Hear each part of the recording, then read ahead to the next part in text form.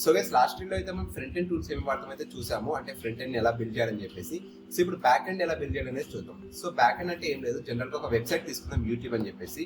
So YouTube లో మీకు ఒక పర్టికులర్ వీడియో కావాలన్నప్పుడు దాన్ని మనం క్లిక్ చేస్తాం. సో ఆ పర్టికులర్ వీడియో క్లిక్ చేసినప్పుడు బ్యాక్ ఎండ్ ఏం చేస్తుంది అంటే మన డేటాబేస్ ఏవైతే ఉంటాయో, ఫర్ ఎగ్జాంపుల్ MySQL కానీ MongoDB కానీ, అక్కడ స్టోర్ చేసిన డేటా నుంచి నాకు ఈ వీడియో కావాలని చెప్పేసి ఫెచ్ చేస్తుంది అనమాట.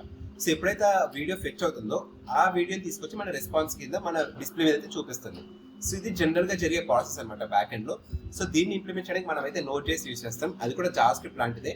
సో ఈ Node.js వల్ల మనం అయితే ఒక క్లయింట్ సైడ్ ని మన బ్యాక్ ఎండ్ ఏదైతే ఉంటుందో డేటాబేస్ కానీ సర్వర్ కానీ దాంతో అయితే కనెక్ట్ చేయొచ్చు అనమాట.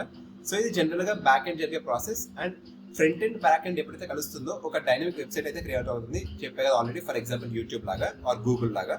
సో ఇలాగా మనం ఈ front end and back end use చేసినప్పుడు ఒక ఫుల్ స్టాక్ వెబ్సైట్ అయితే క్రియేట్ అవుతుంది. అంటే రెండు యూజ్ చేసాం కాబట్టి దాన్ని ఫుల్ స్టాక్ వెబ్సైట్ అనేది అంటాం.